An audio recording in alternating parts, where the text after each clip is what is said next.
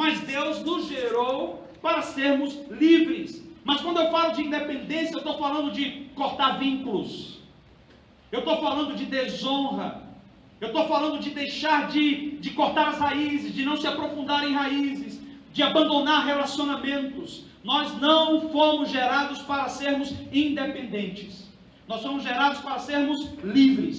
E a liberdade, ela tem limite. Porque se você é livre para fazer o que você quer, então você não é livre, você é libertino. Porque você faz o que dá na cabeça.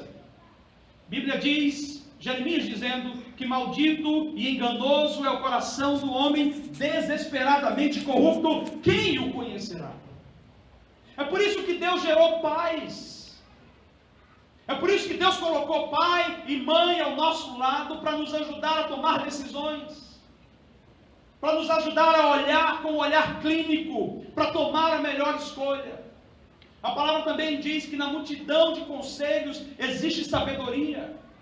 Então, quando a gente começa a ler as Escrituras, nós vamos observando que tudo que tem a ver com a independência, Deus vai abolindo e Ele vai condenando.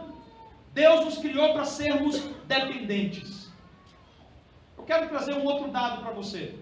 Além desse 1/3, que hoje não tem o nome dos pais ou do pai na sua certidão de nascimento, nós somos uma nação que propaga naturalmente a orfandade.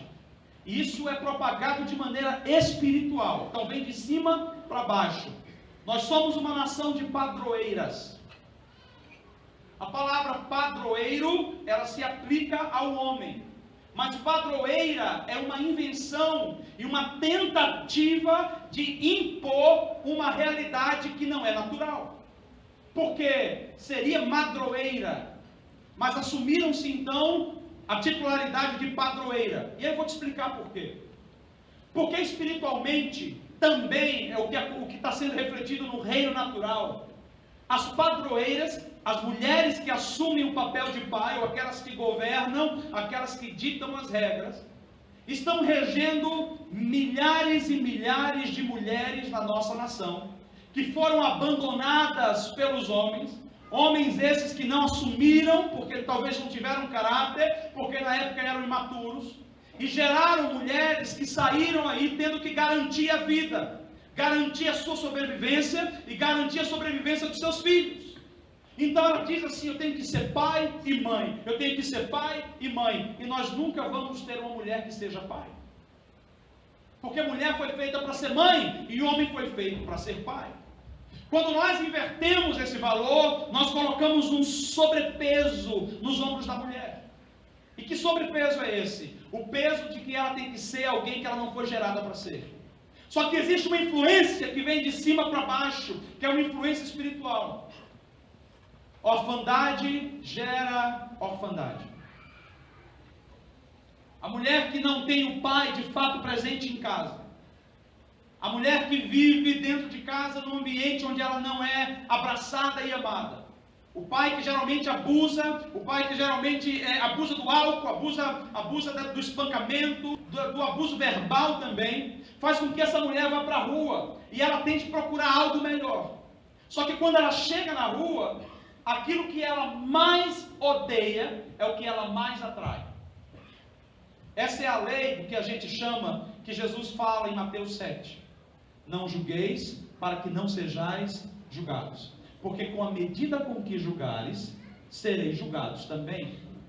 Essa lei do julgamento é uma lei que você envia, todo julgamento que vai, ele volta. Todo julgamento que vai, ele volta.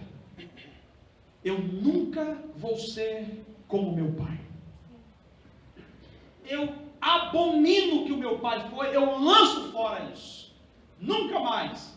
Preste atenção que uma coisa é você quebrar o ciclo da maldição, e a outra coisa é você desonrar uma autoridade que Deus colocou sobre você. Então, quando nós julgamos, esse julgamento volta para nós. Eu nunca vou ser como meu pai, porque meu pai bebia muito. E aí você vai para a rua, e você chega na rua, você encontra alguém que você acha que vai te acolher, e daqui a pouco você descobre que aquela pessoa que você mais se apaixonou, se tornou semelhante ao seu pai, por causa do julgamento que você desenvolveu na sua vida. Então, isso tudo são parâmetros que são regidos espiritualmente, para fazer com que toda uma geração, onde nós fazemos parte hoje, sejam como mutantes. E por que eu digo mutantes? Porque o filho, ele é original, só Deus pode gerar a vida. Mas o órfão é fabricado pelo abandono, fabricado pelo autoritarismo, fabricado pela desonra, fabricado pela independência, por pais malignos, por pais que não sonham de fato. A nossa grande realidade hoje na nossa nação é que nós estamos precisando sim de um avivamento, mas não aquele avivamento que a gente tem na ideia, que a gente fala de Pentecostes, meu Deus, se tiver um avivamento aquele vai resolver tudo. Não, nós estamos precisando de um avivamento onde os nossos corações se convertam de fato a Deus. Porque se nós nos convertermos de fato a Deus, nós iremos buscar nos parecer com Ele. E nós iremos então expressar uma identidade restaurada. Essa manhã você veio aqui para ser restaurado por Deus. Deixa eu falar mais algo antes de iniciar nos próximos pontos. Deus tem falado comigo muito acerca de uma geração que Ele está levantando, que vai ser a geração de líderes dessa próxima fase. Quando o pastor falou hoje de manhã sobre um novo tempo para a igreja, iniciando-se aqui, eu estava sentado orando e o Senhor tinha acabado de falar comigo e falou assim: prepare-se, porque eu estou levantando líderes que serão homens segundo o meu coração. Como você avalia a igreja hoje? Como você observa a igreja hoje? Se você pudesse fazer uma avaliação clínica, olha, eu vou te falar que se fosse possível passarmos, quantos pastores tem aqui? Levanta a mão só para eu ver.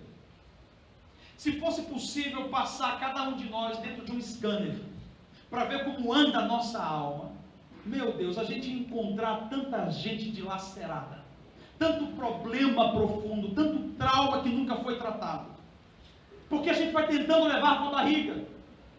Preste atenção, a orfandade gera orfandade, e Deus está dizendo, o líder ou a liderança do futuro, Ele está preparando uma liderança que vai cuidar da igreja dele nas próximas décadas.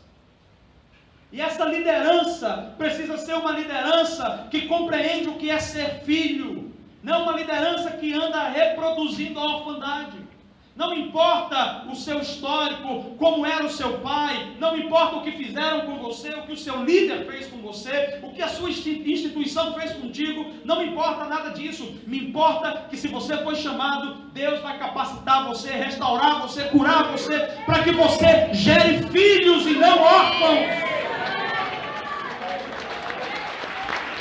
Ele nos chamou de fato para gerarmos filhos.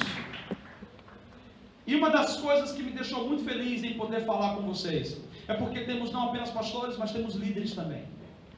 E eu vou entrar em alguns pontos e eu peço que você não interprete mal e não ache que eu estou acusando ninguém ou trazendo o tópico de ninguém. Eu simplesmente preciso liberar a palavra de Deus para nós nessa manhã, para que a gente saia daqui com uma dimensão do que Deus está querendo para a gente. Falando sobre isso, eu estou te dando uma ideia de onde vem esse DNA da orfandade.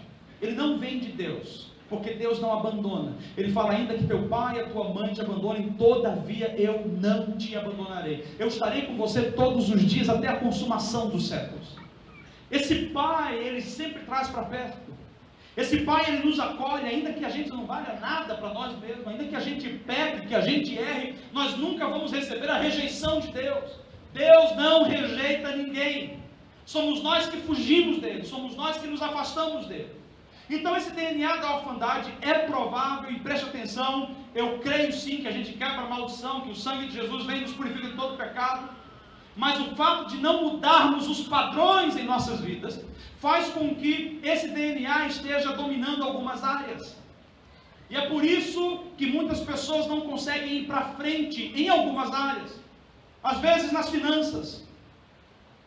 Pessoas que estão constantemente, têm tudo para crescer, tudo para ir para frente, mas ela se depara com um ambiente onde ela bate numa barreira e ela volta. Ela bate numa barreira e ela volta. As oportunidades vêm e ela não sabe como aproveitar as oportunidades, ou simplesmente as coisas não se concretizam. A orfandade, de repente, pode estar prendendo você. Note uma coisa, a raiz da orfandade é a independência. Se existe independência numa determinada área da sua vida, provavelmente, se existe independência, provavelmente você esteja debaixo desse espírito órfão nessa área. Outra área, o casamento, tem tudo para dar certo. A esposa maravilhosa, o esposo maravilhoso, mas o negócio parece que não vai. O coração de um é contra o outro, dentro de casa eles são invejosos, eles têm ciúme uns dos outros, eles ficam com medo de um se projetar em cima do outro, e aí existe mais briga do que na verdade um casamento feliz. Orfandade nessa área do relacionamento. Às vezes tem a ver com o julgamento que você liberou. Meu casamento nunca vai ser igual ao do meu pai e da minha mãe, porque meu pai brigava com minha mãe, meu pai batia na minha mãe era insubmissa. Esse julgamento já demonstra o quão órfão você é. Porque Jesus deixou claro que Ele não veio julgar o mundo, Ele veio salvar o mundo. Quem julga é o próprio Deus. Ele é o justo juiz. Nós fomos chamados para amar e para restaurar, para reconciliar, não para destruir. Às vezes no casamento, nas finanças, no ministério. Quantas pessoas nós vemos com potencial extremo? Apesar que potencial não é requisito predominante para que alguém assuma um ministério. Mas quantas pessoas com potencial, com chamado? E a gente olha e fala, cara, vai dar certo. Essa pessoa vai explodir, ela vai crescer. E ela simplesmente não consegue. Ela vai para um lado, ela tenta uma coisa, ela tenta outra coisa, e a vida dela está travada, ela está empacada, ela não consegue fluir, ela não consegue crescer, simplesmente porque existe ali uma raiz de orfandade que faz com que as coisas não prosperem. O coração de filho, ele faz com que o teu coração seja tão apegado a Deus, que ele propaga sucesso em todas as áreas da sua vida. Amém. Mas a orfandade, ela trabalha o caminho oposto, ela vai fazendo você descer ladeira abaixo. Ela vai trazendo derrota, ela vai trazendo desentendimento, ela vai trazendo inveja, toda sorte de obra da carne, ela vai destruindo você. Então, se você avaliar, esse é mais ou menos o DNA, a essência, ou a genética da orfandade, que é a independência. O ponto que eu quero trazer para você é como que a gente vai mudar isso. Porque você já pode identificar na sua vida algumas das áreas que você sabe, cara, tem uma orfandade aqui, e eu quero saber como mudar isso. Eu quero saber como reverter essa situação. Então talvez você se encontre em alguns dos pontos que eu vou mencionar. E se você se encontrar, simplesmente vai pedir ao Espírito Santo, arranca de mim, me ajuda a reverter isso. Me ajuda a trabalhar essa ideia. Abre comigo em Malaquias capítulo 4. Nós vamos ler o versículo 4, o versículo 5 e o versículo 6. Malaquias 4, 5 e 6.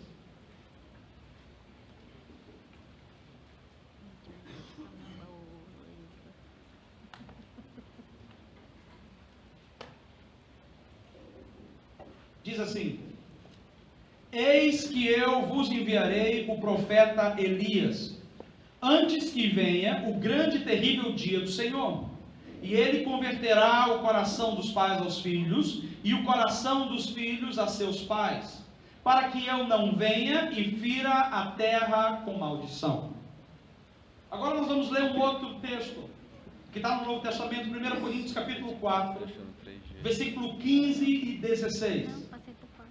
Você que está com um tablet, com um celular, você abre aí, com a Bíblia também. O negócio é que com a Bíblia a gente consegue dizer assim, ó, sublinha aí na Bíblia, né? No tablet, pega aí uma faca e tenta riscar aí essa palavra para ver se dá. Vamos lá.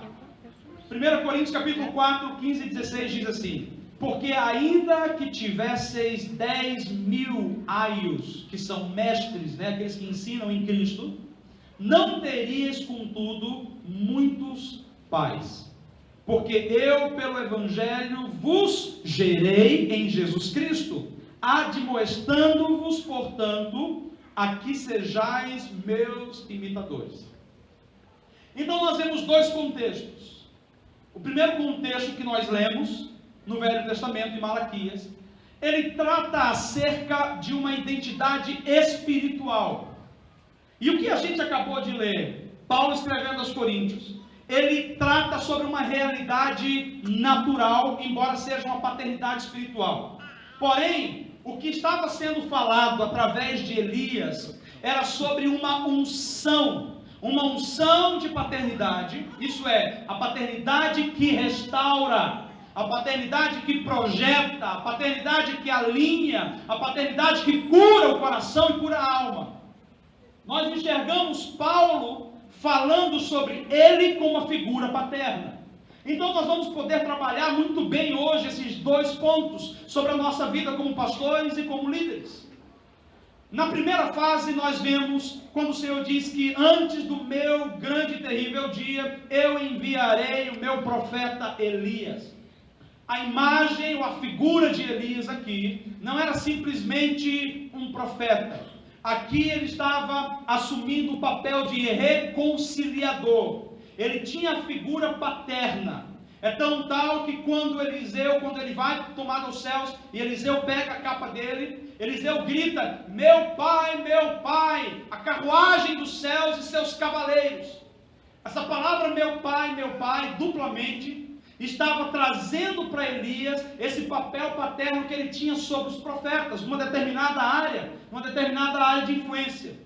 Porém, o que o Senhor está aplicando aqui através da vida de Elias, que ele propaga falando através da vida de João Batista, é que existe um momento onde a paternidade, ou onde a unção da paternidade precisa romper para que haja restauração. E ele está dizendo aqui: sou eu quem vou enviar essa unção, sou eu quem vou enviar essa figura paterna. Deixa eu segurar um pouquinho para aproveitar para ir aplicando, porque nós não temos tanto tempo assim. Eu já lidei com algumas pessoas na igreja, e ouvindo minha esposa, que é, meu Deus, é muito sábia, eu amo ouvir a Anne. Uma vez um rapaz sentou na minha frente e ele falou assim: você não é pastor. Eu olhei para ele e falei: cara, mas eu creio que eu sou, porque Deus me chamou para ser pastor. Ele falou: não, você está usando um título, mas você não é pastor. Eu falei: então define o que é ser pastor. Ele falou: pastor tem que sair todos os dias, não bastava fazer o que eu fazia, tá? Todos os dias na casa das pessoas. Você tem que visitar cada membro. Eu falei: mas eu tenho visitado e eu tenho agendado para eles virem na igreja. Não, você precisa ter experiência de mesa. Como assim? Você precisa comer mais com os teus. Eu já estou comendo bastante com eles. Você precisa comer mais com eles. E ele olhou para eu e falou assim: então esse é o parâmetro que você está usando para dizer que eu não sou pastor. Ele falou: você não é pastor. E daqui a pouco ele olhou para mim, eu toquei, cara, eu tenho um problema, eu gosto de conversar tocando. E eu toquei nele assim, eu falei: querido, meu Deus, tira a mão de mim! Tira a mão de mim! Minha esposa do lado, a minha esposa colocou a mão em mim, para ela, eu não poderia ter reação nenhuma com ele, eu não sabia se ele estava louco, eu não sabia se ele estava endemoniado, eu não sabia. Eu fiquei olhando para o olho dele, ele falou: não toque em mim, por favor, não toque em mim. Aí a Anne olhou para mim e falou assim: não é você, é o pai dele. Eu falei assim: como assim é o pai dele? Ela falou assim: ele está vendo em você o pai dele. Qualquer pessoa que estivesse na posição de liderança sobre ele, estaria instantaneamente sendo submetido a esse tipo de julgamento dele. Por quê? Porque ele saiu de casa, numa fase da vida dele, onde ele não ouviu o pai, e ele se rebelou contra o pai, e ele foi embora, e ele começou a ir de igreja em igreja, igreja em igreja. Eu vou te falar uma coisa: existem ciclos na vida do órfão. O ciclo geralmente dura 2 anos. A cada 2 anos ele se decepciona. Obrigado, poxa. A cada 2 anos ele se decepciona. O órfão a cada 2 anos se decepciona. E aí ele tem que encontrar uma pessoa que ele vai tirar para Judas. A minha vida não foi para frente porque você não orou por mim. A minha vida não está indo para frente porque você não jejuou por mim. Então eu não tenho como ficar aqui, eu vou embora. E você vai perceber que a cada 2 anos essa pessoa corta vínculo e corta raízes. E era assim que estava acontecendo com esse jovem. Eu era simplesmente mais um que caí num ciclo de 2 anos da vida dele. E quando deu 2 anos, depois que eu fiz todos os cálculos, que eu conhecia a história dele, exatamente 2 anos, no mês que deu os 2 anos, ele nunca me falou nada, ele nunca me procurou para comentar, para abrir o coração dele. Eu ia atrás: tá tudo bem, querido, tá tudo bem, mandava mensagem: podemos marcar um café? Hoje não dá. Tá bom então, podemos marcar amanhã? Hoje não dá. Eu quero ir na tua casa, batia lá, estou aqui. Ah, mas vamos conversar rapidinho, tem que sair, tem algumas coisas para fazer. Enfim, 2 anos está tudo bem. da noite para o dia, está tudo péssimo. Está tudo arruinado, nada vale, você não presta. Você não deveria estar assumindo a igreja, você tem unção para sair daqui. Aí eu entendi, não tem a ver comigo. E aí no momento que eu entendi isso, eu chamei ele e falei assim, cara, você precisa voltar e consertar as coisas com o seu pai. Você está olhando para mim e você está lançando um peso que não tem nada a ver comigo. A tua história vai além desses 2 anos aqui. Você está reproduzindo comigo o que você sempre reproduziu com outros. A figura paterna de Elias fala sobre essa unção que vem para restaurar. E aí eu vou precisar te falar uma coisa. Quem caminha debaixo dessa unção só atrai bronca, só atrai problema.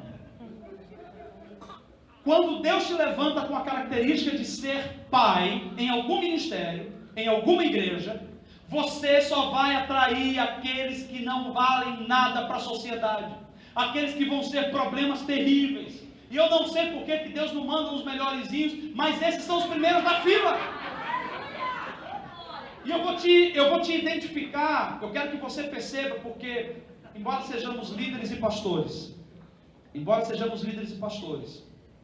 nós temos mais órfãos sendo gerados na igreja do que em casa. Quando você assume paternidade sem ser pai, você está assumindo a responsabilidade de gerar filho, e você não está mantendo o suficiente. E se você não mantém, você está propagando a cultura da orfandade. É melhor que você cuide de 2 do que você tentar ser pai de 10 e não dar conta. Preste atenção. Uma outra coisa que você vai perceber nessa cultura da orfandade, que a unção vem para destruir, a unção vem para quebrar, é que esses órfãos, geralmente eles chegam e eles são os primeiros a dizerem, cara, eu estou aqui para o que der e vier. Estamos juntos, eu e você. Ainda que você morra, eu morro junto. Eu vou defender você até o final e coloco o escudo da fé. Eu vou defender você até o final.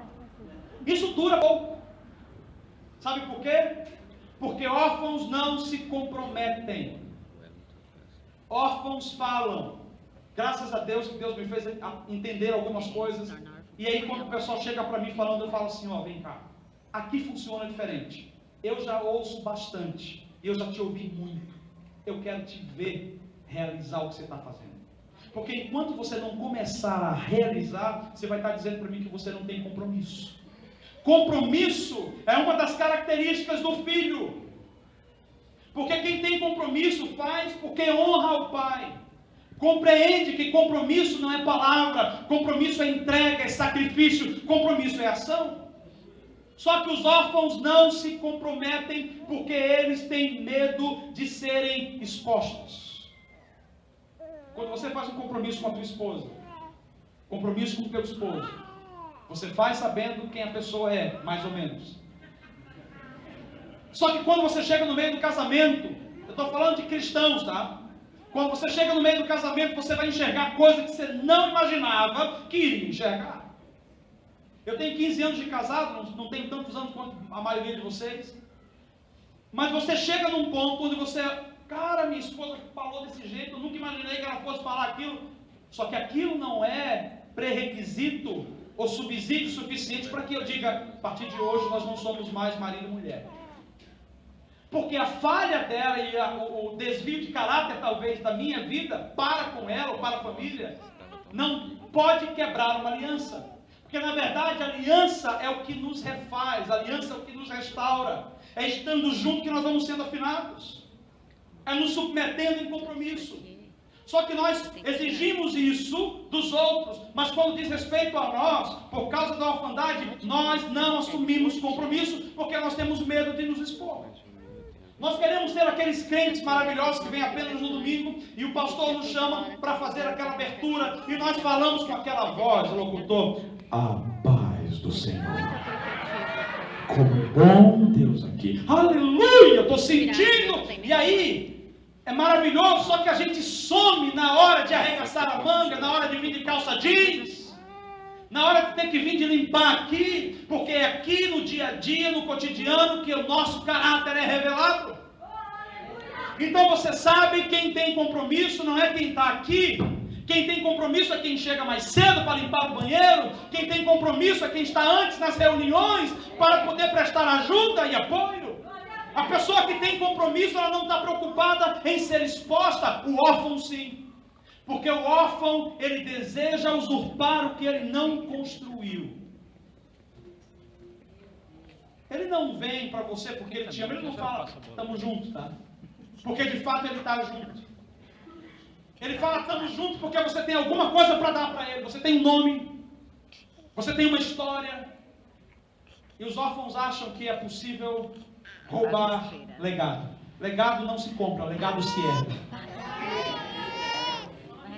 Alguns homens de Deus que Deus levanta como pais, antes de se tornarem pais de uma geração, de uma multidão, eles tiveram que ralar muito no deserto. Eles tiveram que servir a alguém. E se você não tem alguém a quem servir, a quem se submeter, você não está habilitado a ser um pai. Porque o princípio de paternidade, ele não vem quebrado, ele vem inteiro. Ele vem inteiro de cima para baixo. Se você quer ser pai, mas você não tem um pai, você já está infringindo o princípio. Isso é, você não tem quem ordene algo na sua vida, você não tem alguém que possa te orientar em uma decisão. Como que você vai fazer isso em relação à vida das pessoas? Como que você vai conduzir pessoas a um ambiente de saúde? Queridos, compromisso é reciprocidade, que é relacionamento. O tanto que eu dou é o tanto que eu recebo. Se eu dou mais do que eu recebo, eu vou ter uma limitação em mim. Daqui a pouco vai ter uma lacuna. Eu vou me sentir pesado. Se você dá mais do que você recebe, você vai se sentir pesado uma hora ou outra. Reciprocidade tem a ver, eu dou o suficiente à medida que eu recebo o suficiente, porque eu só dou aquilo que eu tenho. Um outro ponto que a gente vai enxergar aqui de maneira clara, eu estou tentando trazer de uma maneira prática para que você entenda que está nos nossos dias. Isso acontece conosco. Tá? Deixa eu só ampliar um pouquinho mais. Provavelmente todos vocês estejam debaixo de uma cobertura, obviamente. E alguns chamam cobertura, outros chamam paternidade espiritual, outros chamam aliança, como você queira chamar. Por que você está com essa pessoa? Você está com essa pessoa porque ela é alguém que te inspira? Ou você está com essa pessoa porque ela tem uma visibilidade e ela pode te levar a lugares que você sozinho jamais chegaria? Eu quero te explicar uma coisa. A gente tem alguns nomes hoje no Brasil que foram colocados como pais espirituais. Então o pai do momento é esse. Todo mundo faz assim, ó. Eu quero ser teu filho, eu quero ser teu filho. Deixa eu explicar uma coisa para você. O princípio da paternidade não tem a ver com quem tem um ministério grandiosíssimo, uma grande notoriedade na nação.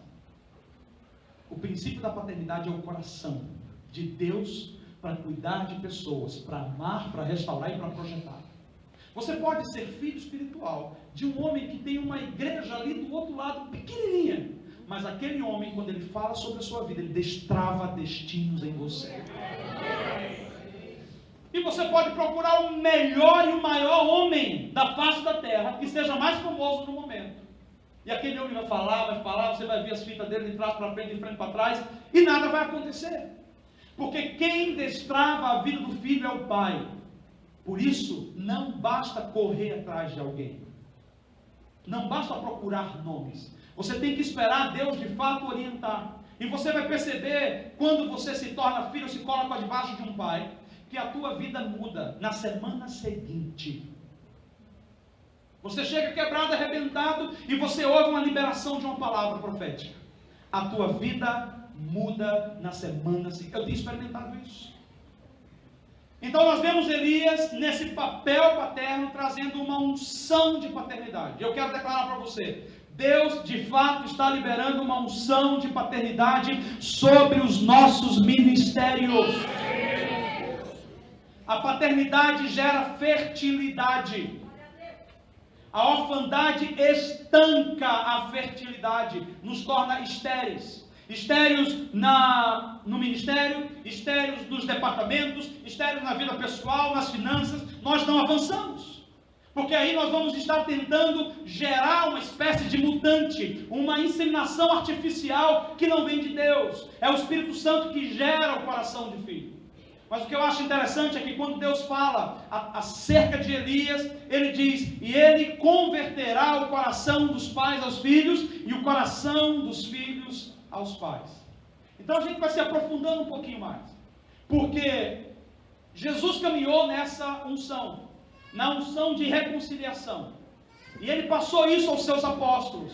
É tão tal que aquela separação que havia da lei, que os judeus queriam tanto ficar focados na lei e viviam acusando os outros. Não, vocês não podem chegar porque nós somos a raça pura, nós temos contato com Deus, ele veio para nós. Jesus quebrou aquilo, porque o alvo dele era restaurar o coração dos pais aos filhos e dos filhos aos pais. E aí ele disse: se isso não acontecer, eu virei e ferirei a terra com maldição. Essa terra não é o globo que a gente vive, tá? O planeta Terra. Essa terra é o nosso coração, nós viemos do pó, nós somos esse pó. E que maldição é essa que Deus está falando? Que se nós estamos na graça, como que essa maldição pode nos alcançar hoje? Deus não nos amaldiçoa, Ele nos abençoa. Quem se amaldiçoa somos nós mesmos. Ele fala: eis que hoje eu coloco bênção e maldição diante de ti. Escolha, pois, o que você deseja fazer. Isso é, você tem o direito de escolha, porque você tem o livre-arbítrio, então você precisa arcar com as consequências daquilo que você escolheu.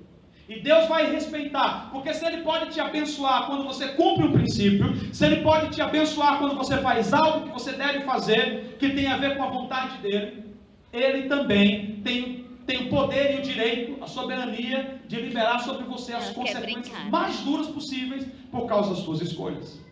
Então nós vemos que Ele está dizendo: se não houver essa reconciliação, Ele vai vir e vai ferir o coração, vai ferir a terra com uma maldição. Que maldição é essa? A esterilidade. Você não produz, você não cresce, você não avança. Isso é o órfão. Ele não tem raízes. Ele espera o ciclo de 2 anos e ele não prossegue. Ele espera um ciclo de 2 anos, vamos começar de novo, aquela coisa, vamos esperar a virada do ano, vamos fazer aqueles votos, vai dar tudo certo. Não acontece assim. Leis espirituais precisam ser estabelecidas. E aí eu quero que você entenda um detalhezinho aqui. A conversão dos pais aos filhos, dos filhos aos pais, vai trazer liberação no seu ministério e nas áreas que você anda travado hoje. É para isso que Jesus veio, para nos libertar. É para isso que Jesus veio. Ele fala em Gálatas, Paulo falando em Gálatas capítulo 5, versículo 1. Ele diz: foi para a liberdade que Jesus vos libertou. Portanto, não torneis a vos colocar novamente debaixo desse jugo, debaixo desse peso. Ele está nos falando que existe um ambiente de liberdade no Espírito, que só pode ser vivido quando de fato nós somos filhos. Nós vamos entender um pouquinho mais quando a gente começar a correlacionar com o que Paulo falou em 1 Coríntios. Porque Paulo fala o seguinte, e ele estava falando para um público, e esse público era um público que sabia o que Paulo falava, mas era um público intelectualmente que rebatia muito. Era um público que tinha muita, isso é, como se fosse hoje, assiste muitas mensagens na internet, pega o que é bom, 3 minutos desse pastor aqui, olha, assim que eu creio, igreja é isso, aí coloca lá no Facebook. Aí pega 3 minutos daquele, os caras são teologicamente completamente antagônicos. Mas ele pega 3 aqui, 3 dali, 3 dali, e ele vai colocando na internet o que lhe é conveniente. Então Paulo estava lidando com esse tipo de gente. Pessoas críticas, pessoas interesseiras. E aí ele estava chamando a responsabilidade para ele, e é uma responsabilidade muito séria. Que ele fala assim: ainda que vocês tenham muitos mestres, ainda que vocês tenham muitos filósofos por aí, que tentam ensinar a você muita coisa, todavia vocês não têm muitos pais. Mas ele diz: eu vos gerei em Cristo Jesus. Não sei se você consegue compreender o poder do que Paulo estava dizendo, mas ele estava assumindo paternidade sobre essas pessoas. Isso mudou na minha cabeça depois que eu comecei a me aprofundar um pouquinho sobre isso. E eu vou te falar como que mudou. Porque antes eu entendia que paternidade tinha a ver com uma identificação. Eu me identifico com você, então eu vou atrás de você. Cara, eu quero estar junto contigo. Com o tempo eu entendi, isso é reivindicar paternidade. E eu entendi através de uma experiência. Eu estava no carro dirigindo com um amigo no Rio de Janeiro, e ele falou assim: Paulo, tal pessoa gosta tanto de você, um pregador de fora do Brasil, e ele olha para você e ele fala assim: você é meu filho espiritual, só que você não responde, você não fala, porque você não quer ser filho espiritual dele? Aí, antes de eu responder, ele falou assim: porque eu sou. Eu falei: como que foi o processo de você se tornar filho espiritual dele? Ele falou: o processo foi árduo, eu tive que ir atrás dele. Eu olhava para ele em todos os eventos, eu dizia assim: você é meu pai espiritual. Ele falou: não, eu quero que você saiba, você é meu pai espiritual. E ele ficava em todos os eventos dizendo: você é meu pai espiritual, você é meu pai. Falava com esse homem de uma determinada maneira, até que ele conseguiu tirar uma declaração desse homem que falou: sim, você é meu filho espiritual. E eu fiquei pensando, ele falou assim: Paulo, você tem que lutar pelo que você quer. E na minha cabeça: mas isso é uma verdade. O filho, ele desfruta. O pai constrói, preste atenção, o pai constrói, e o nosso topo é apenas a base dos nossos filhos. O nosso filho está aqui em cima, andando sobre tudo que a gente fez em toda a nossa vida. Quando você tenta entrar e interferir no processo natural, não, eu quero viver o que você tem, sem de fato ser filho, você vai quebrar a cara. Porque a herança espiritual é passada debaixo de princípios espirituais. Eu posso ser o pastor e chegar para alguns ali: eu libero sobre você essa herança. Cara, se espiritualmente ele não estiver alinhado, ele não recebe. Ele precisa de fato ter o DNA. Ele precisa de fato estar junto, respirar, ter o mesmo cheiro, falar a mesma linguagem. Temos que ter a mesma genética. Não se reivindica paternidade. Já imaginou? Eu conversei com algumas pessoas. Você chega e o filho fala assim: eu estou indo ali fazer o exame de DNA. E uma moça lá do Nordeste, ela falou assim: Paulo, eu fui resolver. Eu falei: não faz desse jeito, você vai ser muito massacrado, porque o pai dela não queria. O pai era um cara, acho que bem de vida, e ela falou: não, mas eu vou. Pegou o sangue dele através de uma intimação judicial. O cara não ficou indignado, mas ele teve que ir, e ele fez, e aí saiu: você é filha dele. Aí ele olhou e falou assim: Paulo, viu aí o que o documento diz? Você é minha filha. Só que eu quero que você saiba uma coisa: aqui dentro você não é. Você é filha no papel. Aqui dentro, não. Eu nunca vou ser o teu pai. Mas aqui, olha, eu sou teu pai. Nós não precisamos disso. Aquilo que o diabo veio para arruinar, Deus, através do sacrifício de Jesus, tem poder para restaurar e interferir no seu destino, no seu futuro. Se você foi abandonado, se você foi ultrajado, se você foi rejeitado, você tem um Pai Celestial que se manifesta sobre a sua vida e cuida de você. Glória a Deus. Dentro do princípio que Paulo estava falando, quando eu ouço alguém dizendo assim: eu estou procurando o meu pai espiritual, eu entro numa agonia que eu estou dizendo assim: onde estão os pais espirituais? Por que eu estou te falando isso? Porque Paulo assumiu um papel de dizer: eu vos gerei. Ele reclamou a paternidade. Ele não precisou que a pessoa fosse lá: Paulo, deixa eu ver se eu sou teu filho. Será que eu penso como você? Eu falo: a minha linhagem é sua. Ele falou assim: você é meu, eu vou atrás de você, eu te encontro. Eu passei a pensar sobre isso. E o pai não precisa esperar o filho vir. O pai precisa ter uma vida no altar de tal maneira que ele tem que saber quem são os filhos que Deus deu para ele. Dentro do seu ventre espiritual existem filhos que estão esperando você chegar lá e dizer: você é meu, a partir de hoje eu vou te abraçar e você está comigo, você não é de, você é meu. E quando existe essa convicção, existe uma aliança que é feita ali na hora. Posso te dar um exemplo? Meus pais espirituais, eles são velhinhos hoje, são americanos. Mas como assim o cara americano, você está aqui? Vou te explicar já como que aconteceu, por isso que eu não posso rejeitar isso. Eu estava em casa, morava na Jocum nessa época no Amazonas. Eu tenho um sonho à noite. Alguém no sonho me ligava e dizia: o pastor Paulo, vem na minha igreja, me ajuda a traduzir, porque tem uma equipe que está chegando aqui, eu não vou conseguir estar com eles.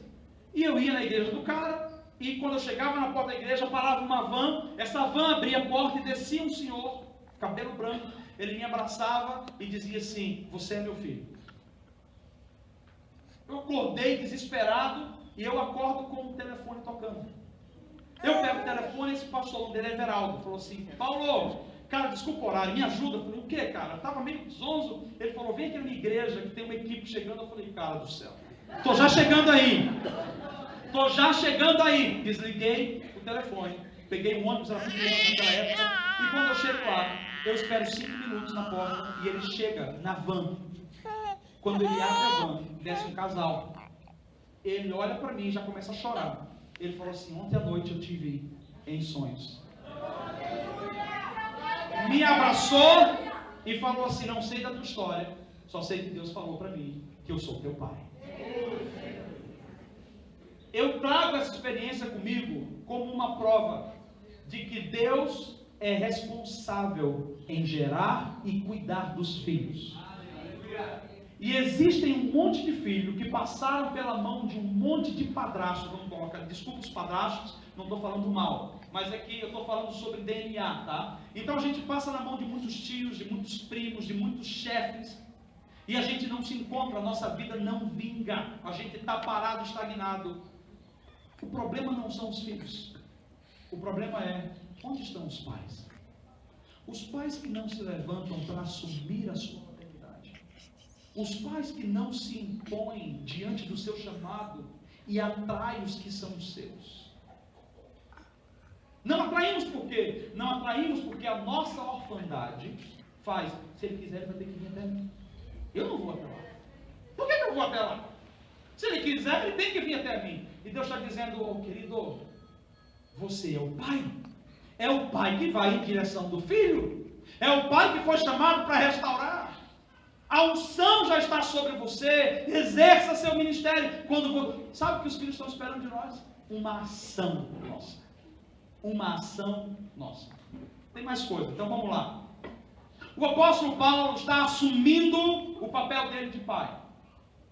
E porque ele assumiu o papel dele de pai, ele não só trouxe o respaldo de Deus sobre ele, como também ele atraiu todos os que eram dele. Mas eu quero que você entenda a dinâmica da paternidade de Paulo. Porque Paulo assumiu uma paternidade sobre muita gente. Aí você pode até dizer: pô, mas entra em contradição com o que você falou no início. Para que eu vou assumir 10 se eu só dou conta de 2? O ponto é que ele dava conta de quem ele assumia. Mas ele tinha o suficiente, o mesmo que você, o Espírito Santo. Mas então qual é a diferença entre ele e eu? É que ele vivia 100% em função do chamado dele. Em função do que ele foi chamado para ser. E você? Cara, às vezes você tem uma coisa, tem a casa da avó, a casa da vizinha, vai fazer uma coisa ali, tem tantos cultos durante a semana. Eu não sei quem é você. Eu só quero dizer para você que a mesma unção que estava sobre Paulo está sobre você e sobre o seu ministério hoje. Paulo entendeu que o papel paterno dele ia além de uma figura pastoral. Ele era pastor, só que ele não era o cara que estava dentro de uma igreja, fazendo acontecer o dia a dia. Existem pais que são pastores, e existem pais que não são os pastores que estão no dia a dia. E eu não quero colocar a nomenclatura apostólica. Você, poxa, mas aí eu não tenho nomenclatura apostólica, então eu não sou. Não, eu estou falando sobre unção. Então pode ser que você tenha essa unção e só não tenha nomenclatura. Então Paulo, ele caminhava nessa unção, onde ele conseguia, através do exemplo da vida dele. E como que ele provia essa paternidade no dia a dia? Ele provia através da vida que ele desenvolvia com Deus. Isso é, o material que ele escrevia, as cartas e as visitas. Paulo, se ele podia se aproveitar da habilidade de ser um escritor, pelo poder do Espírito Santo, ele fez vários livros e várias cartas. Então ele liberava essas cartas, e essas cartas eram a voz de Paulo, falando dia após dia na cabeça das pessoas. E ele mandava mensagem, ele tinha mensageiros que iam até ali.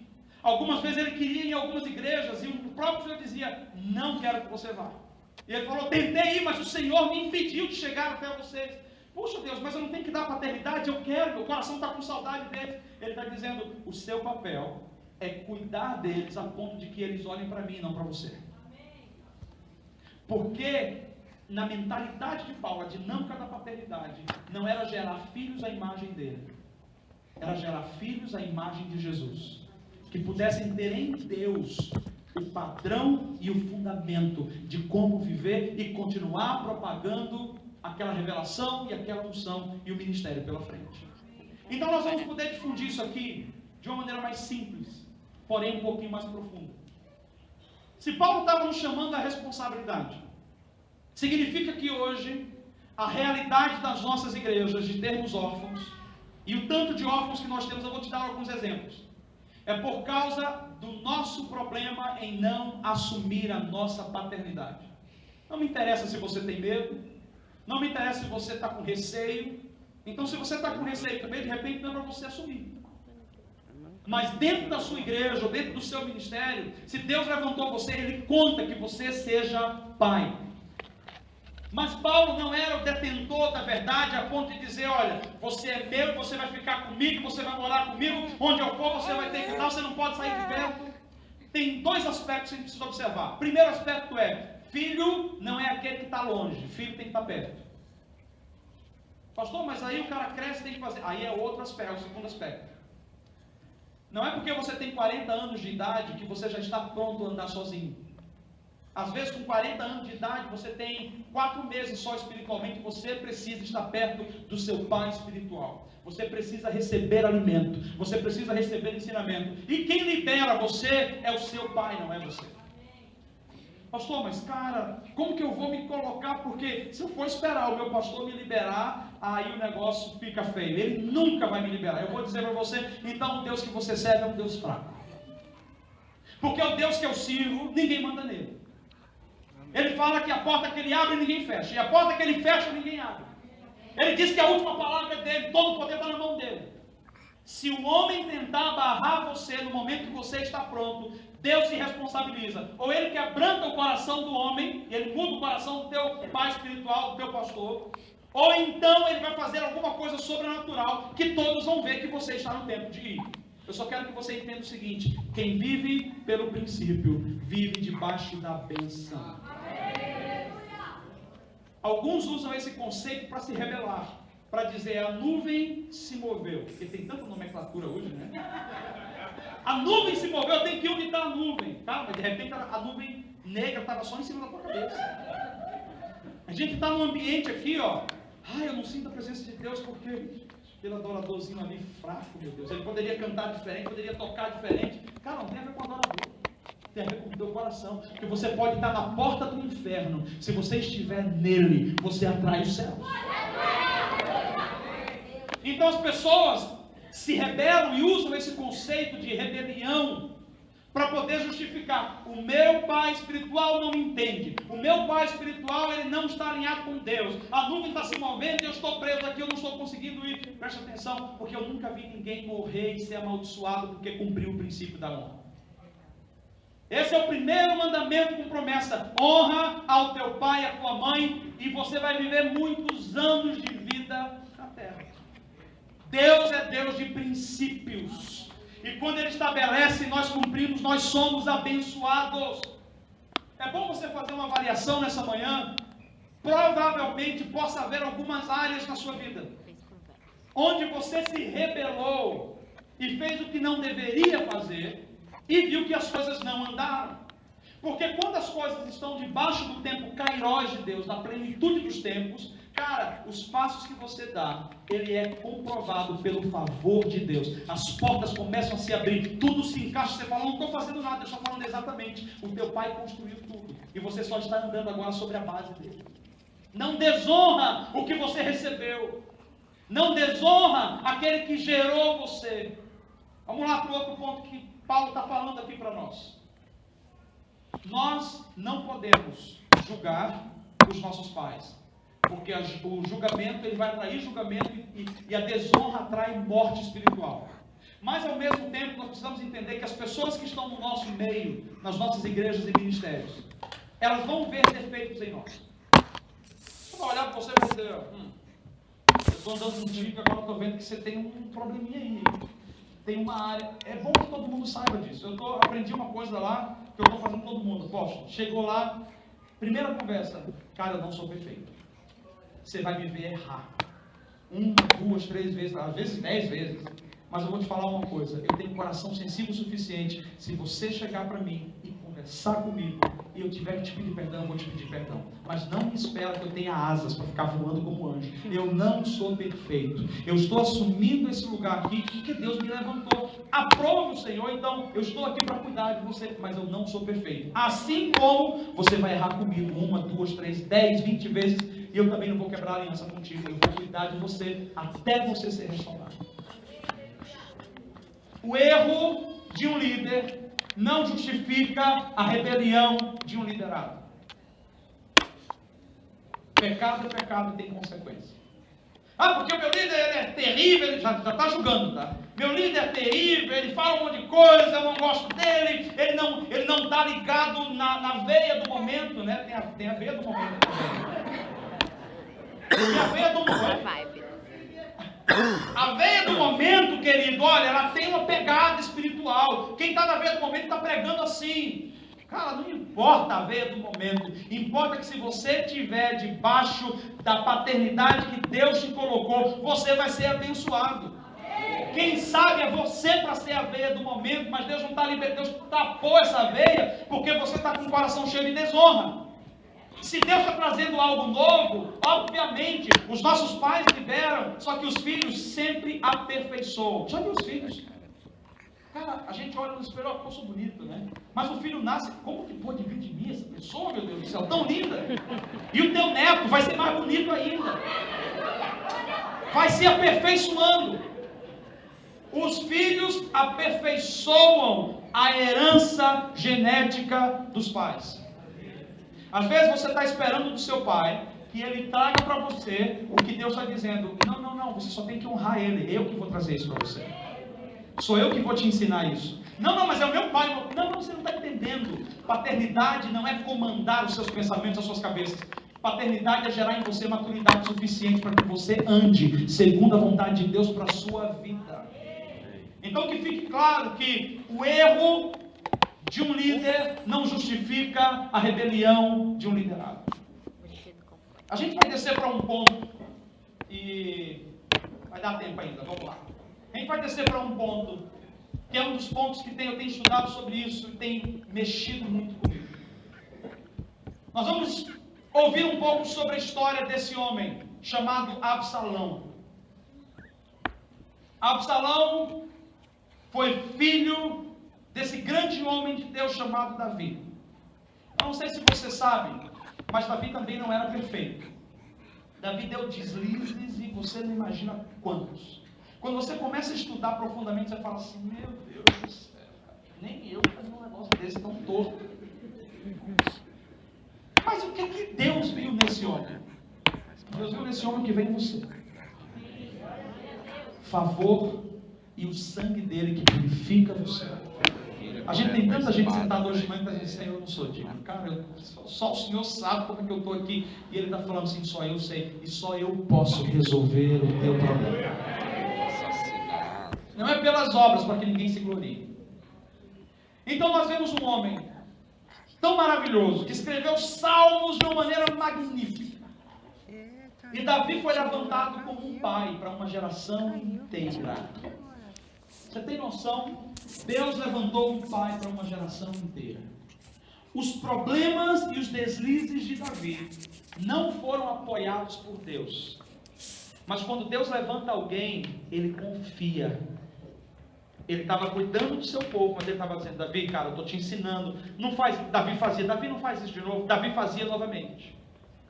Eu fico pensando, como um homem tão usado por Deus, e carregava uma unção tão magnífica que nos toca até o dia de hoje, pode ser o pior pai da história bíblica. Como alguém que ouvia e decifrava os códigos do coração de Deus, foi a figura paterna mais falha.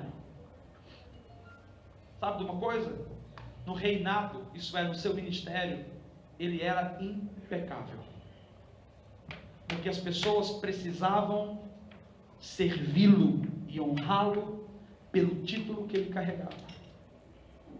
Mas quando se trata de filhos, os filhos ouvem o que a gente fala, mas eles reproduzem o que a gente faz.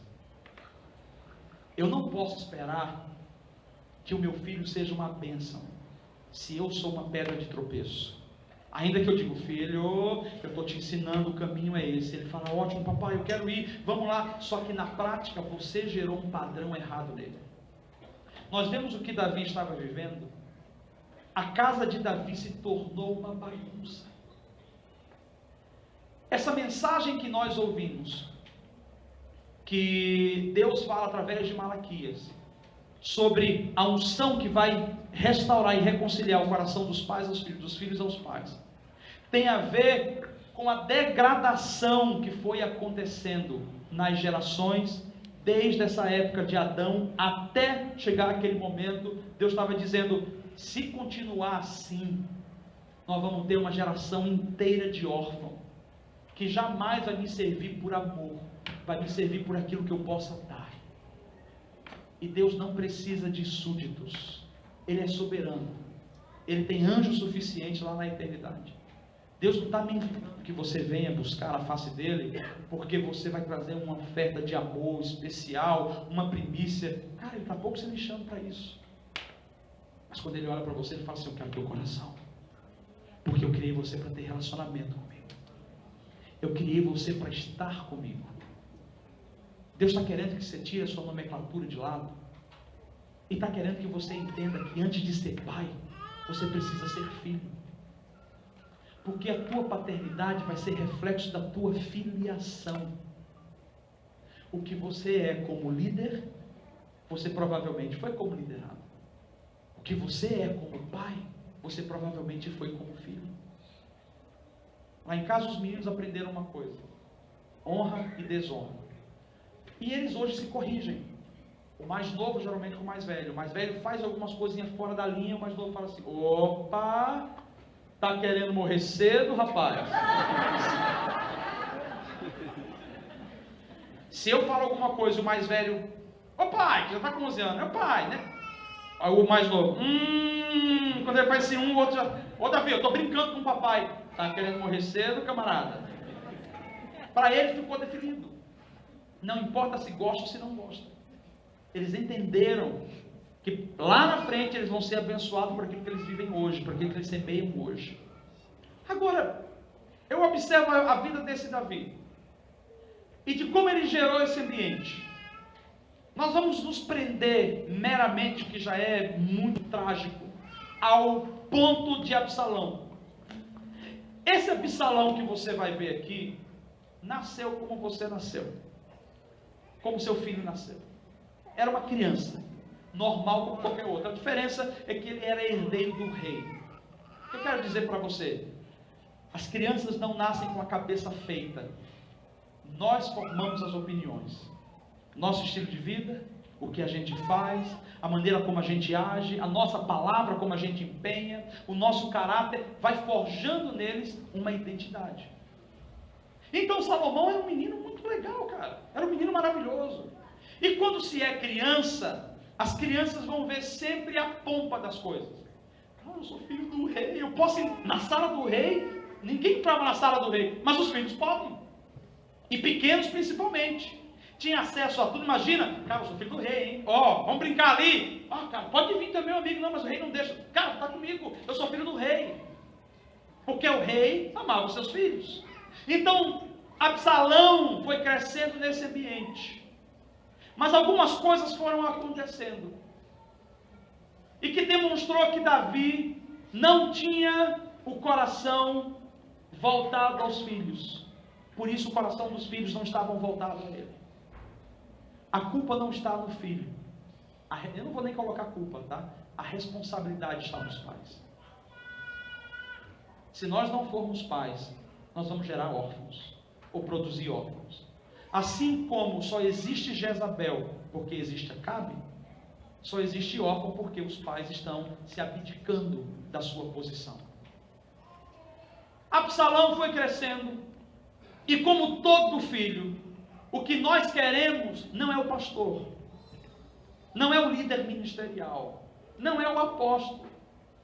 Nós queremos o nosso Pai. Jesus deixou bem claro, quando ele falava, ele não dizia, ó soberano, nenhum problema, mas ele estava dizendo, eu tenho intimidade contigo. Quando ele começa a orar em João, ele diz assim, Pai, revela-te novamente para mim com aquela glória que eu tinha contigo desde a fundação do mundo. Então ele estava dizendo, eu tenho caminhada contigo, eu tenho um relacionamento. O filho não está buscando o que você pode dar para ele, ele está buscando você. Ele quer o seu coração. Chega um momento que as atividades e os afazeres da vida de um rei, da vida de Davi, começou a ser tanto que ele já não tinha tempo para os filhos. Nós estamos numa realidade hoje que a gente tem um celular. E esse nosso celular, cara, a gente se conecta com o universo, mas a gente não consegue se conectar com os nossos filhos.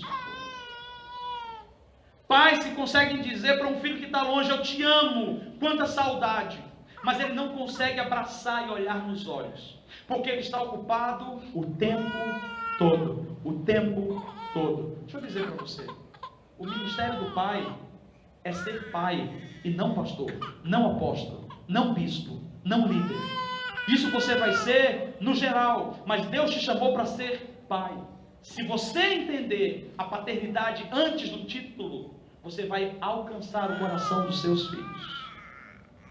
Nós temos uma situação que revela isso, você pode ler depois, não vai dar tempo de ler agora, mas essa situação vai estar em 1 Samuel, 2 Samuel capítulo 13. Você lê o 13 todo, o 14 e o 15, aí você vai entender o contexto. Mas eu vou te explicar. Nós temos um momento onde Davi já não estava presente. E aí tinha aquela época, porque Davi tinha algumas mulheres, né? Você não vai ver Deus aprovando essas coisas. Mas Davi tinha um monte de mulher. E eu nunca vi a poligamia, ela ser salutar o homem. Só dá confusão, cara. Só dá desgraça, só dá briga, morte. Eu lembro que eu fui para a África uma vez, eu entrei no carro, na van, e o cara falou assim, e a sua família? Ah, tem casa? Ah, é quantos filhos? 2? Ah, casou esses tempos? Eu falei, não, tenho, acho que 14 anos casado. Ele falou assim, 14 anos com 2, você tem problema ou elas têm problema? Elas têm. Ele falou, a família? Não, minha esposa não tem problema nenhum, nós escolhemos ter 2 filhos. 2 filhos só. Eu falei, você tem quantos filhos? Ah, eu tenho 8. Quanto tempo de casado? Eu tenho 8 anos. Mas você vai ter mais filhos? Vou. Como que tua esposa vai aguentar? Rapaz, ele falou assim, elas aguentam. Eu falei, tá, mas você está falando elas. De repente era um português de qualquer. Elas, né? Fala comigo, eu quero entender. Ele falou assim, mas você só tem uma esposa? Eu falei, só uma, cara? A gente já não dá conta de uma? Quantas esposas você tem? Ele falou assim, eu tenho 3. Eu falei, mas como que é isso? Tudo na mesma casa? Ele, não, dá briga. Mas não pode sair da minha vista. Uma casa aqui, outra casa do outro, tudo do lado. Mas e os filhos? Normal. E elas, não brigam entre si? Não brigam. Eu falei, cara, me desculpe, mas eu duvido. Você deve ter muito problema. Porque com 3 mulheres vai ter inveja, vai ter ciúme, vai ter falatório. Ele falou, não, é tudo bem, eu estou querendo mais uma agora. Davi estava buscando sarna para se coçar. Então Davi tinha algumas mulheres. Dessas mulheres que ele tinha, ele gerou filhos. E esses filhos se tornaram meio-irmãos dos outros. Aí tinha Absalão. Nós vamos citar três personagens: Absalão, Tamar e Aminon. Absalão era um filho que estava simplesmente querendo o coração do pai. E eu vejo o quanto Davi gerou orfandade no coração de Absalão. Absalão chega, o pai não o atende. Aminon tinha um pouquinho mais a atenção do pai. Não sei se era mais velho, mas tinha atenção. E tem esse negócio, né? A gente tem que se preocupar muito, cara. Parece que é imaturidade, a gente fala assim, eu não vou alimentar a imaturidade. Mas os filhos precisam ouvir que eles têm lugar, como qualquer pessoa tem lugar conosco. Então, ainda que seja meninice, se eles são meninos, eles precisam ser tratados como meninos. Então você chega lá, filho, você é muito precioso. Estou com saudade de você, te amo muito. E o do lado aqui olhou assim, cara, você sabe que é teu filho, vai lá. Cara, que saudade. Dá um abraço aqui. A gente tem que fazer isso. Os filhos precisam disso. Eu cresci sem pai, eu sei o que é. A gente sente a necessidade do toque. Se você não tiver quem te abrace, parece que você não se sente pleno, né? Então a gente tem que fazer isso. Então a imaturidade. Só que Absalão não recebia isso.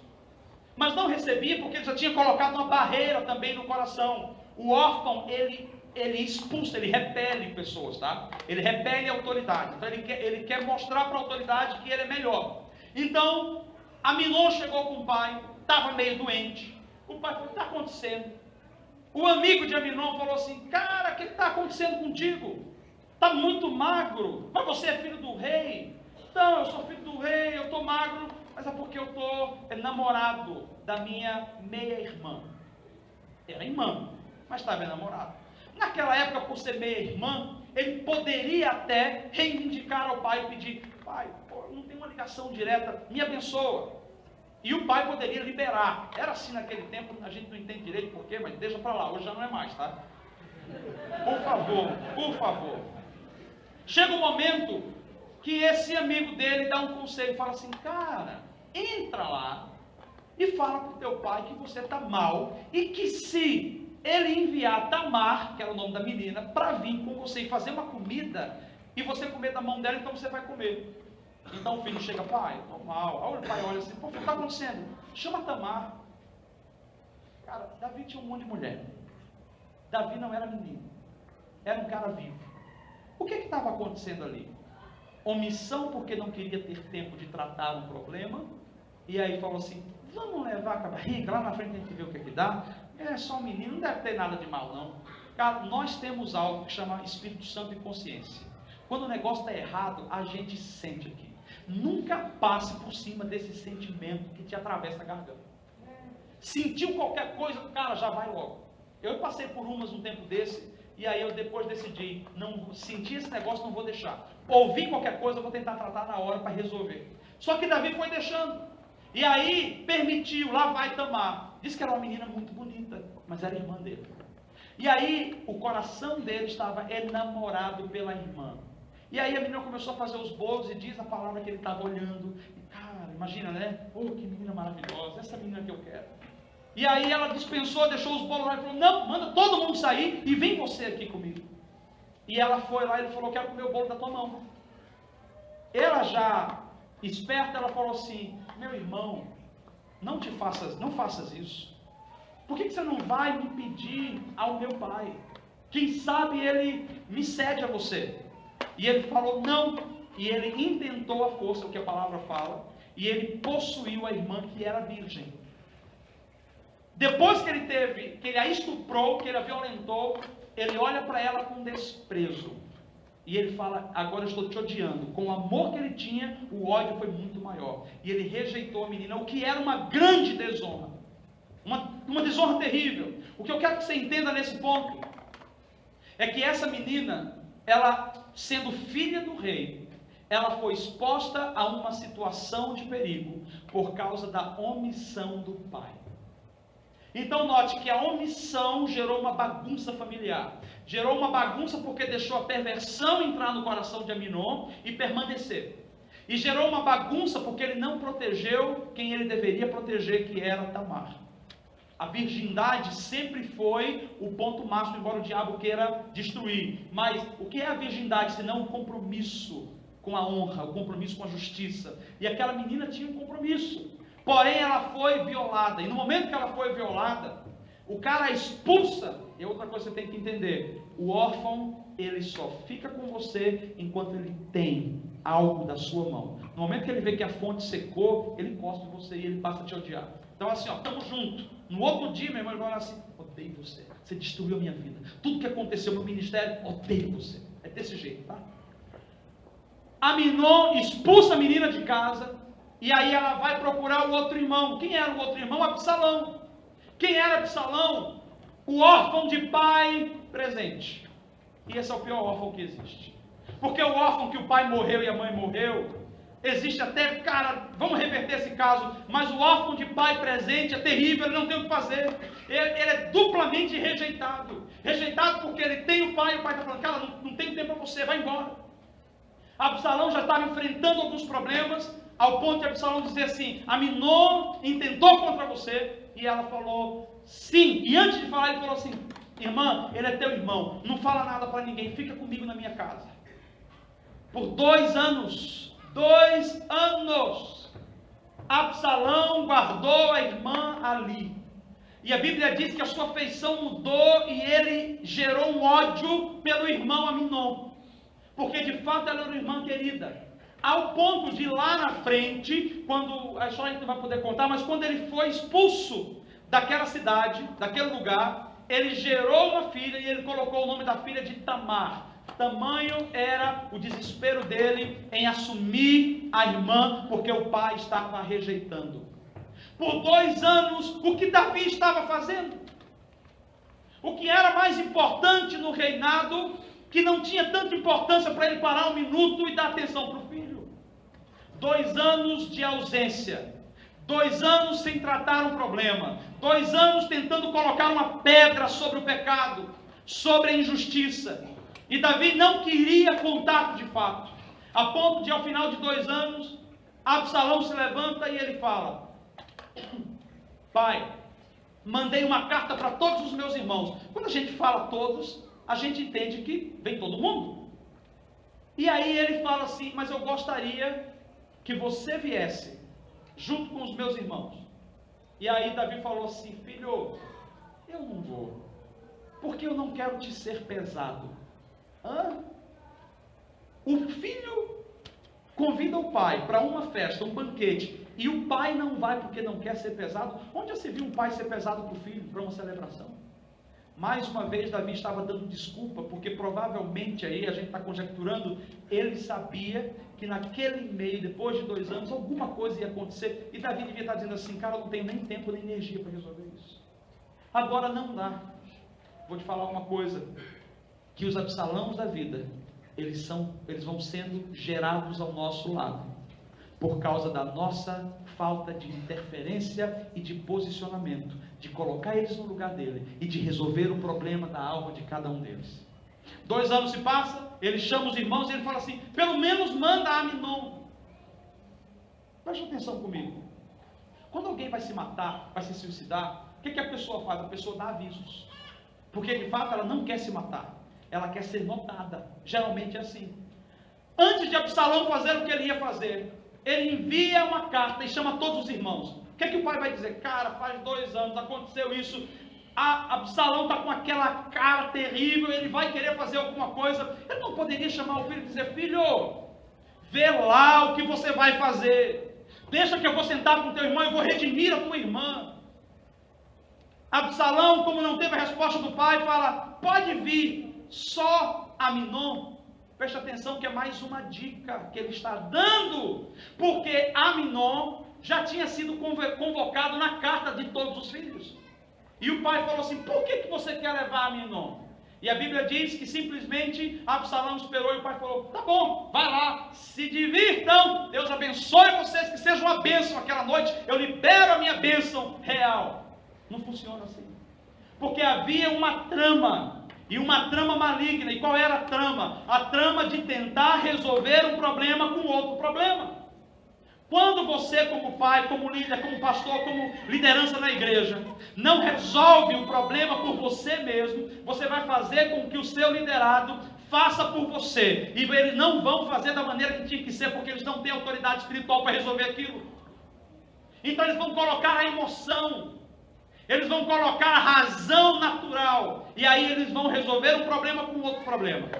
Na lei mosaica, você vai ver, tanto em Deuteronômio, você vai ver em Êxodo também, quando alguém intentava contra a sua irmã e havia esse caso de incesto, ele tinha que redimir e pagar um dote. Se o pai liberasse, ótimo; se não liberasse, ele tinha que pagar o dote de qualquer maneira. Só que na lei de Moisés, se você matasse, você deveria ser morto. Absalão não simplesmente violou algo, ele infringiu uma lei natural, espiritual, que tinha a ver com morte. Então ele tinha que pagar com a morte. E ele falou para os seus servos: quando vocês virem meu irmão entrando aqui, e ele estiver bêbado o suficiente, feliz na festa, matem-no, esfaqueiem-no. Os servos olharam e falaram: mas como? Ele disse: façam isso, porque eu estou me responsabilizando. E assim aconteceu. E Aminon morreu. Estava ali resolvido um problema da pior maneira possível. Um problema que não apenas expôs a vida de Davi, a casa de Davi, mas expôs todo um povo, o povo de Israel, o povo de Deus, o povo hebreu. Todo o povo foi exposto por causa da bagunça na casa do rei. Eu não sei se você está entendendo, mas Deus está dizendo com muita clareza. Se nós não tratarmos os problemas dentro dos nossos lares, com a nossa esposa e com os nossos filhos, nós iremos transferir essa bagunça interna para a bagunça dentro da igreja, dentro dos ministérios. Seja pai. De repente você não tem como resolver o problema, mas a tua palavra, ela acalma o furor. O teu posicionamento faz com que o outro filho perdoe o outro filho. Onde estão os pais? Parece que a gente quer botar lenha na fogueira. E ainda existem pais que ficam instigando um filho contra o outro, amando mais um do que o outro. Deus está dizendo, resolve o problema dentro da tua casa. Porque a tua igreja vai refletir o que você está sendo, o que você está vivendo. Se você está vivendo e passando uma unção, e aquela unção, ou aquela vertente está suja, a igreja vai beber do que está sujo. Que tipo de relacionamento você tem em casa? Quanto tempo você dá para os seus? E quanto tempo você dá para o trabalho? Tem tanta gente trabalhando na obra. É um ótimo obreiro, mas é um péssimo pai. É uma péssima mãe. É um péssimo filho.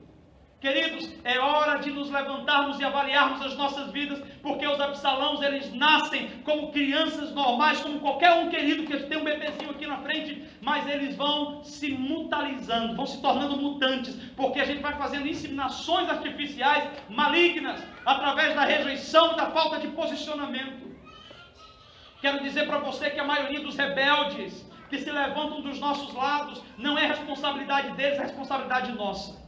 Deixa eu adiantar aqui para você. Me espere só mais um pouquinho. A mágoa no coração de Absalão, a mágoa no coração de Absalão foi tão terrível, que ele exalou ódio, a ponto de que quando mataram Aminon, Joabe saiu correndo para falar com Davi e disse, Davi, aconteceu um problema aqui, Davi. Que problema que aconteceu? Davi, o teu filho morreu.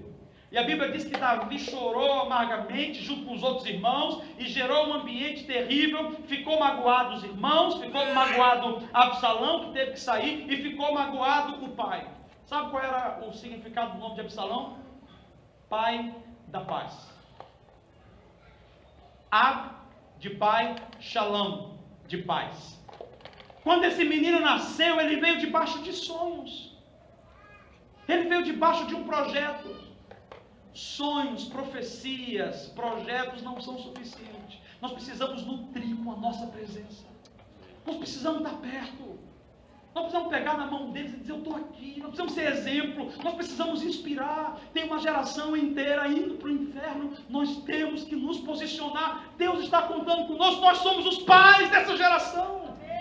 Nós somos a liderança do futuro. Que Deus está dizendo, converta novamente o coração dos meus filhos a mim, porque eu não quero ferir a terra com maldição.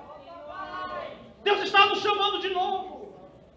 Mágoa é tratada com amor. Onde estava o amor de Davi? Davi falou, tira esse desgraçado da minha frente, senão eu vou destruir ele. Expulsaram esse menino que passou 3 anos fora, exilado. O coração de Absalão, do pai da paz, que agora... Como que o pai da paz gera o que gerou? Davi também não conseguiu construir o templo, porque ele tinha muito sangue na mão. Orfandade gera orfandade. Orfandade gera orfandade. Deus vai tocando no coração de Davi, restaura o sentimento que Davi estava sentindo, aquele momento de luto. Só que Absalão era filho e ele estava lá fora dizendo assim, cara, eu quero voltar, eu quero ver meu pai. Eu quero ver meu pai, eu quero ver meu pai. Filho tem que estar perto. Por pior que ele seja, você nunca vai ver um filho que está indo preso e a mãe dizendo assim, cara, eu quero que você morra. Ela pode até dizer, nossa, desgraçado, você fez isso. Mas a mãe, ela não permite que ninguém fale mal. O pai não permite que ninguém fale mal. Eu falo mal, você não, eu não ouço falar mal, porque eu sim, você não é ninguém para falar. O menino estava querendo o pai. E aí Joabe interfere numa jogada de manipulação e fala assim, deixa teu filho vir. Joabe não pediu para Davi ir até lá. Joabe fez, deixa o teu filho vir. Preste atenção nesse ponto que é crucial para nós nessa manhã. Os seus filhos não são obrigados a vir até você, mas você precisa de alguma maneira encurtar esse caminho e chegar até eles. Porque se eles estiverem cegos ou surdos, é você que tem a unção para tirar a cegueira, e é você que tem a unção para tirar a surdez.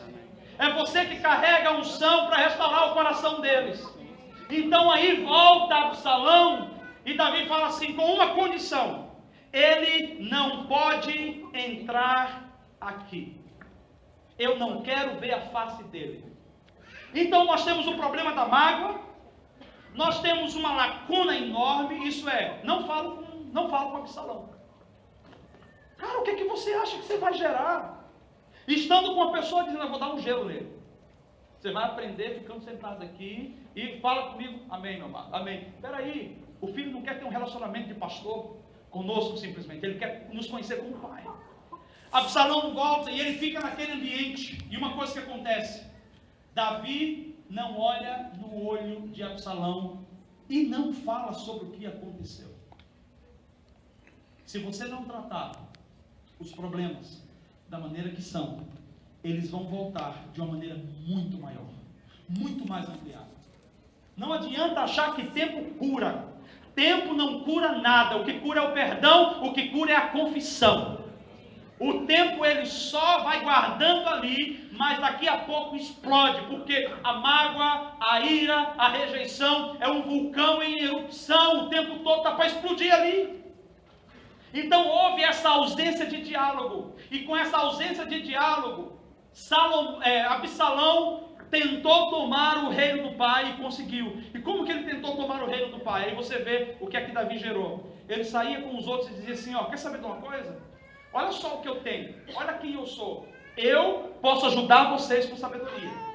Vocês vai atrás do meu pai, o meu pai não tem nada para vocês, porque o meu pai não me atende. Eu falo com ele, ele vai olhar nos teus olhos, cara, você não é filho?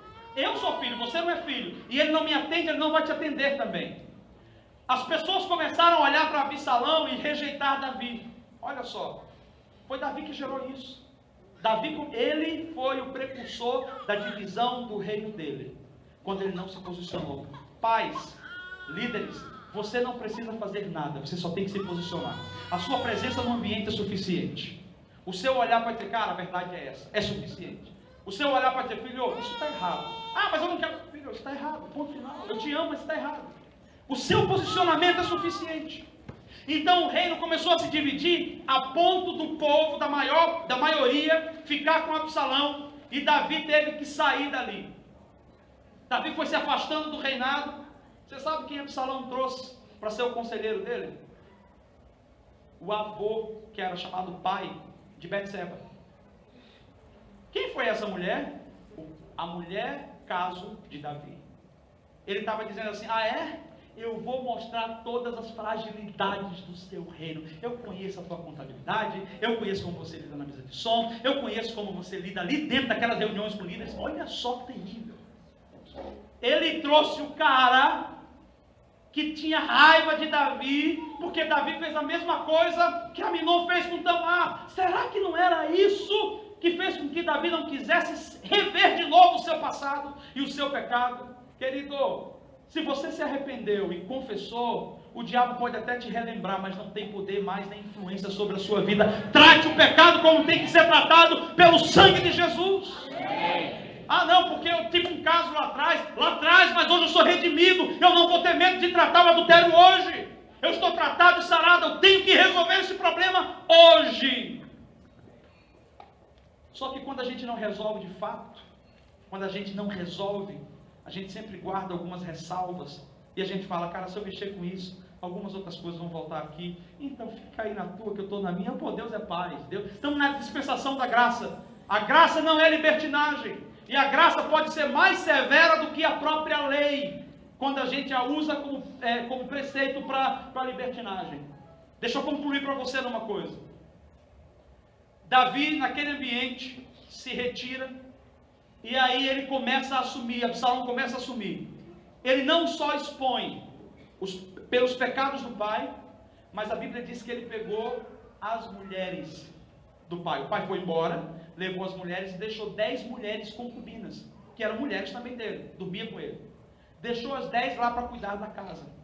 Ele pegou essas 10 mulheres e a possuiu. Aquilo, porque o pai de Betseba falou para ele, aquilo que teu pai fez no secreto, para você resolver esse problema, para que todos saibam o que ele é, faz na aparência de todo mundo. Ele subiu no palácio e ele possuiu as mulheres ali em cima para todo mundo ver. Ele estava dizendo, a droga da casa do meu pai é isso aqui, uma porcaria, um lixo. Está vendo? Olha só o que é isso aqui. E começou a expor o pai de uma maneira terrível. Davi podia ser quem fosse. Mas o problema de um pai nunca vai justificar a rebeldia de um filho. E orfandade que gera rebelião, e rebelião gera morte. Rebelião gera morte. Seja física, ou seja espiritual, ou emocional. Absalão sai, o povo volta para lutar contra ele, e o próprio Joabe, que antes era amigo, agora estava sendo odiado, porque ele dizia assim, meu pai dá mais ouvido para Joabe do que para mim. Olha só meu pai. E aí ele odiou Joabe, Joabe foi o homem que matou ele. O fim de Absalão foi transpassado por uma espada. Aí vem a notícia para Davi. Todo mundo sabia que isso é uma notícia chocante, mas assim, cara, o inimigo do rei morreu. Eu tenho prazer em dizer, eu matei aquele que estava contra o meu rei.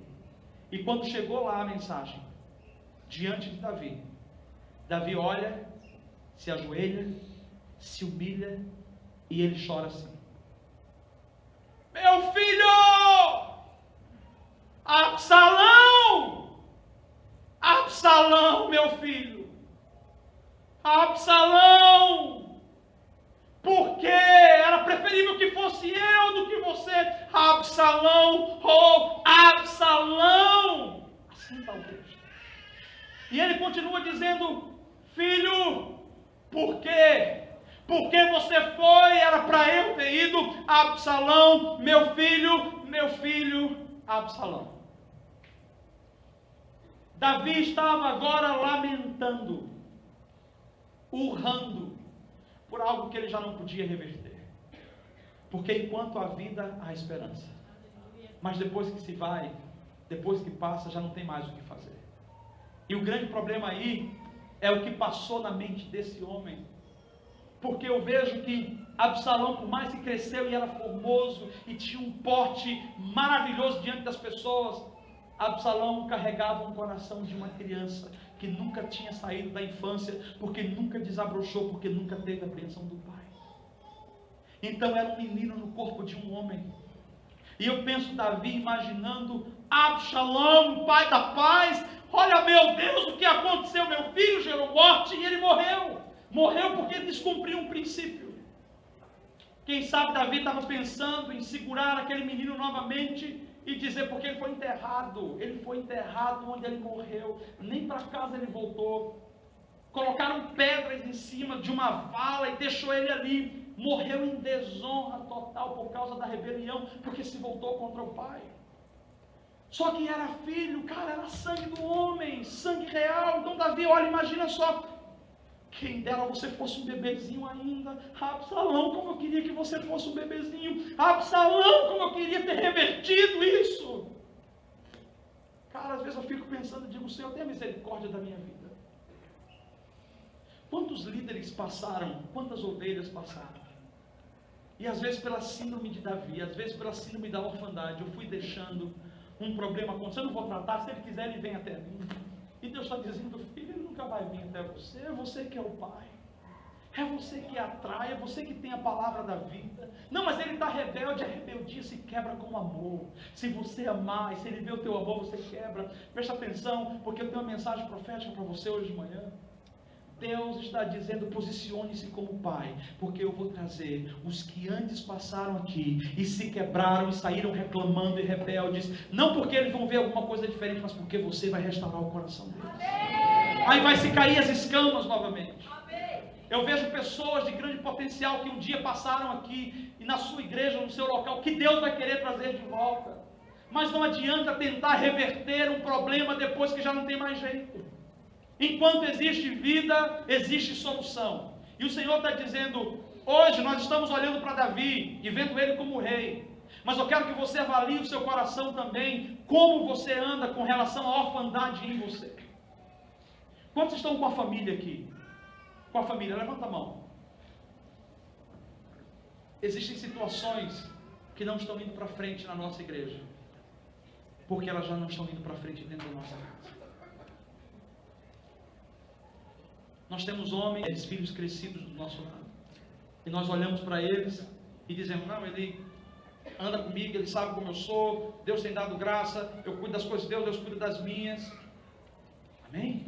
Mas Deus está falando, tá, eu estou cuidando da tua, te dando favor para você continuar tendo saúde para cuidar deles. E eles estão crescendo, e o reflexo da rebeldia em casa, o reflexo da bagunça em casa, está refletido no ministério, está refletido na igreja. Deus está dizendo, quando foi a última vez que você parou para olhar nos olhos? Quando foi a última vez que você disse assim, filho, se eu fiz alguma coisa, eu te peço perdão. Eu lembro que um tempo desse, meu filho chegou para mim, desesperado, cara, eu não tinha errado. Ele me pediu para tocar no culto, ele é baterista, ele toca muito bem. Eu estou ensinando a ele a não ser tão afoito. E ele me pediu para tocar no culto e eu ainda não. Falei, pô pai, mas você nunca deixa? Eu falei, cara, eu deixo. Pô pai, mas eu posso. Eu falei, filho, ainda não. E nesse momento eu estava com o celular na mão. E aí convidei um ministro para pregar, para ministrar. E esse ministro trouxe o filho, da idade do meu filho. E falou assim, hoje de manhã eu não vou precisar de baterista porque meu filho vai tocar comigo. Ah, já deu uma facada aqui, meu Deus. Eu vejo meu filho sentado ali à frente, em lágrimas. E eu falei, essas lágrimas não são de unção do Espírito. Essas lágrimas é porque que ele pode e eu não posso. Aí procurou a mãe. A mãe veio me procurar e falou assim, o Dani já te procurou? Eu falei, não, por quê? Eu estou no meio de um seminário, cara, tem uma coisa mais importante para fazer, né? Por quê? Ela falou assim, amor, ouve ele. Ele me falou uma coisa aqui, eu falei assim, o que ele falou? Ela falou assim, por que ele pode e eu não posso? Se meu pai é pastor da igreja e ele é a pessoa que pode liberar, por que ele não libera? Eu falei, Anne, mas não é bem assim. Ela falou, amor, não importa o que você pense, ouve o coração dele. Aí eu chamei ele para conversar, vem cá no escritório, filho, tá tudo bem? Tá pai, tudo bem. Eu falei, por que tá tudo bem, você está chorando, é unção de Deus? Não pai, umas coisas aí, 11 anos. Eu falei, que coisa, filho? Que coisa que você tem, que eu não estou sabendo, com 11 anos, eu que pago as contas? Ele falou assim, pai, eu queria falar uma coisa, mas eu estou com medo de falar e te desonrar. Eu falei, você não vai me desonrar, fala o que você tem. Ele falou assim, por que ele pode e eu não posso? E aí eu fui assim, teologicamente tentar explicar. Expliquei. Filho, mas você vai ter oportunidade, eu vou te dar uma oportunidade. Só que eu não pedi perdão. E ele desceu e a mãe falou assim, e aí, conversou com teu pai? Falei, mãe, o que ele falou? Mãe, eu não entendi nada do que ele falou. Cara, não adianta ser teológico. Não adianta ser apóstolo, ser líder, ser pastor. Temos que ser pais. Ele falou que são os pais que vão converter o coração dos pais aos filhos, mas não são os líderes. Preste atenção, a liderança sobre a unção paterna. Aí sim vai resolver. E aí eu chamei meu filho, ele estava chorando lá, peguei ele no meio. Falei, me dá um abraço aqui, cara. Me perdoa. Eu errei com você. De fato, eu deveria ter te observado antes. E hoje à noite você toca comigo. Hoje à noite, sério, pai, sério. Cara, aí o menino se ajoelhou, o menino orou, o menino adorou. Eu estava impedindo a vida espiritual do meu filho de avançar, porque eu estava retendo ele quando ele de fato já estava pronto. E às vezes não vai estar pronto, mas eles precisam saber que a gente confia. Porque se a gente não confia neles, quem vai confiar? Fica de pé comigo, eu quero orar contigo hoje de manhã. Queridos, isso é uma série, eu tentei trazer uma síntese, é uma série longa.